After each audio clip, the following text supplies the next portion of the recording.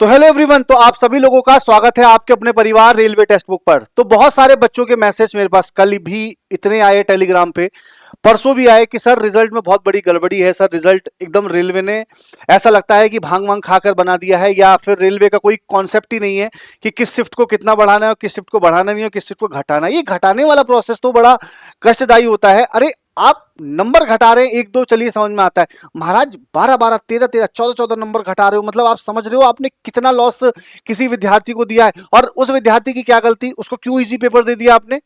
वो आपसे कहा था क्या घर जाके कि मुझे इजी पेपर दे देना? वो तो एक एग्जाम में बैठा था सबके साथ कि मैं अपनी नौकरी को एक सुनिश्चित करूंगा।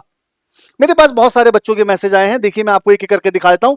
ये मैं कंपैरिजन आपको शायद नहीं दिख रहा होगा, लेकिन मैं आपको दिखा देता हूं। ये देख लीजिए, मैं बता देता हूं कि इस बच्चे के जो मतलब 100 में से मार्क्स थे वो 26 थे, और नॉर्मलाइजेशन होके इसके 57 हो गए।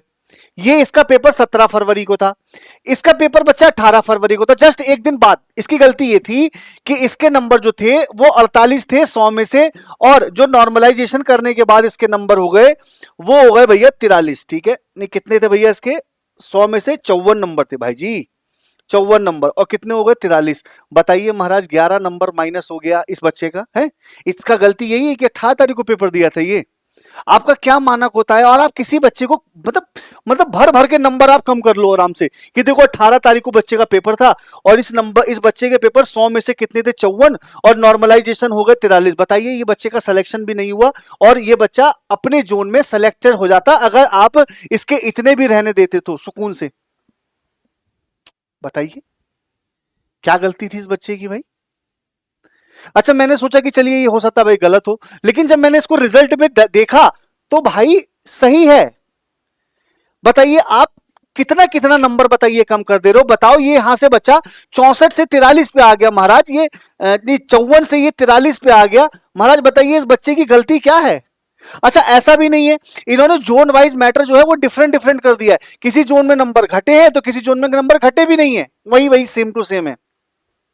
जैसे देखिए 16 फरवरी को ये पेपर था, इस बच्चे के नंबर कितने हैं? 100 में से 31, और नॉर्मलाइजेशन देखिए 62। मतलब आप समझ रहे हैं भाई साहब, 31 नंबर बढ़ा रहे हो यार महाराज आप लोग। मतलब कुछ तुक है कि नहीं तुक है कुछ भी? आप जाके ना, मैंने रिजल्ट देख लिया है, बताइए आप 31 नंबर बढ़ा रहे हो। मैं ये नहीं कह रहा हूं कि इस बच्चे की गलती है, मैं ये कह रहा हूं यार रेलवे बोर्ड क्या कर रहा है भाई जी। मतलब 31 नंबर बढ़ाना ये कहां तक जचता है किसी को भी?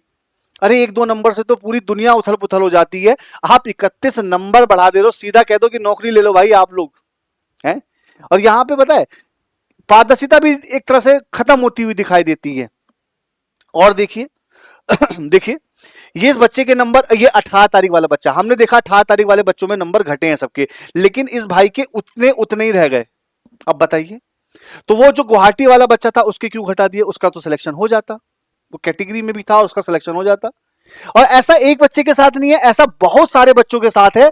मतलब देखिए ये 39 हो गया, ये 54 था, मतलब 54 से 39 कर दिया, और अब बताइए 18 तारीख की शिफ्ट है, इसका घटा दिया। क्या मतलब है भाई? मतलब रिजल्ट भी आप किस तरीके से दे रहे हैं, ये क्या है? मतलब देखिए ये बच्चे के 100 में से कितने हैं? 46, और इसके नॉर्मलाइज भी 46, और 18 तारीख का पेपर, इसका तो बढ़ा भी नहीं है ना घटा भी नहीं है, बिल्कुल सेम टू सेम वही रख दिया।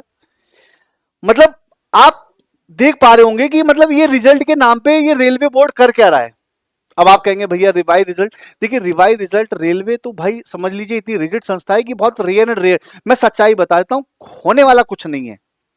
आप चाहें तो इस पे बहुत कुछ कर सकते हैं, ट्विटर कर सकते हैं, बट रेलवे इतनी रिजिड संस्था है कि वो कुछ नहीं करेगी। अब आप इसके चक्कर में अपने आगे वाले एग्जाम को गलती मत कर देना, मतलब सीबीटी 2, क्योंकि आप सभी लोग जानते हो कि सीबीटी 2 आपका 28 जुलाई को है। अब आप इसको चक्कर में इसको मत गड़बड़ा देना। तो जिनका हुआ है भाई वो अपनी ये एग्जाम की तैयारी करते रहना भैया, और बाकी जिनका नहीं हुआ है देखते हैं भाई क्या कर सकते हैं उसके बारे में। ठीक है, तो बाकी आप इसकी तैयारी करते रहिए अपनी बेस्ट तरीके से। और मैं क्या बोलूं भाई, मैं इसके बारे में कुछ बोल ही नहीं सकता हूं कि मतलब आप क्या देखिए, बाकी बच्चा पढ़ते रहिए भाई, है ना। दोपहर में 2 बजे क्लास चलती है, जिनका सीबीटी 2 में हुआ है भाई अपनी तैयारी करते रहो। ठीक है, दोपहर में 2 बजे में क्लास चलती है, फ्री चलती है। ठीक है, पेड नहीं बता रहा हूँ, फ्री बता दे रहा हूँ। बाकी अगर आपको लगे पेड लेना है तो ले लीजिएगा, मॉक टेस्ट जरूर लगाइएगा। ठीक है। मॉक टेस्ट जरूर लगाइएगा, सबसे बड़ी बात है मॉक टेस्ट, ठीक है। मॉक टेस्ट सभी लोग लगाते रहिए, क्योंकि बहुत हार्ड सिलेबस होता है इसका भी, मतलब सीबीटी 2 में पार्ट बी जो होता है टेक्निकल, वो थोड़ा हार्ड बन जाता है और पार्ट ए स्कोरिंग करना है, ठीक है। तो तैयारी करते रहिए। बाकी ये जो रेलवे इतनी बड़ी ब्लंडर मिस्टेक कर रही है, इसका मतलब कि मतलब क्या ही बोले, शब्द ही नहीं है यहाँ पे कि इतनी बड़ी गलती आप इतनी आसानी से करके चले जाते हैं और उस पर जवाब भी नहीं देते हैं। बच्चों आप एक काम करिए, आप लोग रेलवे को मेल करिए, ठीक है। इसका एक सॉल्यूशन ये हो सकता है कि इस पर आप ज्यादा से ज्यादा रेलवे को मेल करिए अपने स्कोर कार्ड से रिलेटेड, कि बताइए सर मेरी क्या गलती थी, मैं भी उसी शिफ्ट में बैठा हूं, तो ये क्या एक बड़ी ब्लंडर मिस्टेक है, ठीक है। ताकि मैंने अपने बहुत सारे विद्यार्थियों को बोला भी है कि मेल करते रहिए, वो भी मेल किए, और आप लोग मेरी वीडियो देख रहे हो तो आपसे भी यही कहना है कि अगर आपके साथ ऐसा अन्याय हुआ है तो रेलवे भर्ती बोर्ड को मेल करिए, ठीक है। चलिए मिलते हैं नेक्स्ट सेशन में। Thank you so much.